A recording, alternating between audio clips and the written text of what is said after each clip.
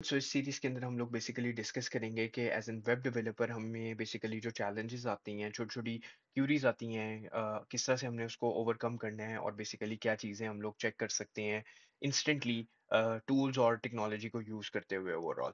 चाहे वो इमेजेस हों, कन्वर्जन्स हों या फिर बेसिकली कहीं पे पीडीएफ्स पे वाटरमार्क्स वगैरह लगाने हों या फिर हमें डीएनएस रिकॉर्ड्स वगैरह चेक करने हों। काफ़ी सारे टूल्स को हम लोग डिस्कस करेंगे, इसके अलावा कन्वर्जन्स को चेक करेंगे। इस तरह हम ये चेक करेंगे कि कौन सी चीज़ें हमारी वेबसाइट को ऑप्टिमाइज़ करने में हेल्प करती है। चाहे वो बेसिकली गूगल सर्च कंसोल की चीज़ें हों या फिर ओवरऑल गूगल के जो ओवरऑल कंसोल दिया गया है उसके अंदर कोई ना कोई चीज़ हो, तो हम वो सारी चीज़ों को बेसिकली डिस्कस करेंगे इस सीरीज़ के अंदर। ओवरऑल अगर हम डिस्कस करें, जो हम लोग फर्स्ट चीज़ डिस्कस करने जा रहे हैं वो है हमारे पास who is. Who is basically lookup, जो कि हमारे पास गोडैडी का भी है अवेलेबल, इसके अलावा हू इज़ वालों का भी अवेलेबल है ऑफिशियल। आप किसी का भी यूज़ कर सकते हैं, ठीक है? उसके अलावा भी बहुत ज़्यादा होंगे, आई कैन लुकअप। ये किस लिए यूज़ होता है? ये इसलिए यूज़ होता है कि आप किसी भी डोमेन की डिटेल्स, कुछ इन्फॉर्मेशन आप निकाल सकते हैं। कब वो डोमेन रजिस्टर्ड हुई थी, कब वो एक्सपायर हुई है। इसके अलावा फर्दर उसका जो है बेसिकली नेम सर्वर्स कहाँ पे पड़े हुए हैं, इसके अलावा क्या वो ओपन है, उसकी एक्सपायरी कब होगी, इसके अलावा उसके ऑनर का नंबर, रजिस्ट्रेशन एड्रेस वगैरह बाकी सारी चीज़ें। तो अगर हम फर्स्ट यहाँ पे जाके चेक करें, पहला लिंक, तो हु इज़ के अंदर हम लोग यहाँ पे अगर udemy.com को सर्च करें, काफ़ी बड़ा ऑनलाइन एक प्लेटफॉर्म है, जो कि ऑनलाइन कोर्सेज प्रोवाइड करता है। सो अगेन अगर हम इसको देखें तो यहाँ पे हमारे पास आ रहा है कि यूडेमी इज टेकन, जो कि हमें पता ही है ऑलरेडी।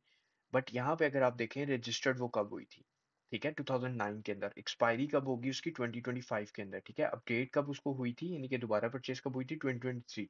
2 ईयर्स के लिए लिए गई, तो आपको एक बेसिक इन्फॉर्मेशन मिल गई। नेम सर्वर्स के दोनों जो पड़े हुए हैं रिकॉर्ड, वो इवेंचुअली कहाँ पे पड़े हुए हैं, वो पड़े हुए हैं हमारे पास क्लाउड फ्लेयर के अंदर, ठीक है। उसके अलावा जो रजिस्ट्रेशन कॉन्टैक्ट नंबर्स हैं वो सारा यहाँ पे नहीं आ रहा।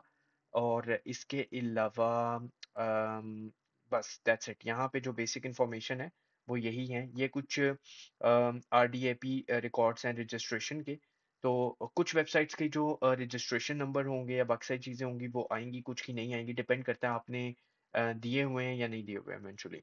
अगर हम यहाँ पे हु इज़ दोबारा लिखें और सर्च करें, और अब हम बेसिकली आपको पता होगा W3 स्कूल जो है वेबसाइट, वो भी काफ़ी अच्छी है। तो मुझे बस उसकी डोमेन ही चाहिए इवेंचुअली, ताकि मैं उसकी इन्फॉर्मेशन यहाँ पे निकाल दूँ। और ये मैंने उसका यूआरएल यहाँ पे दे दिया।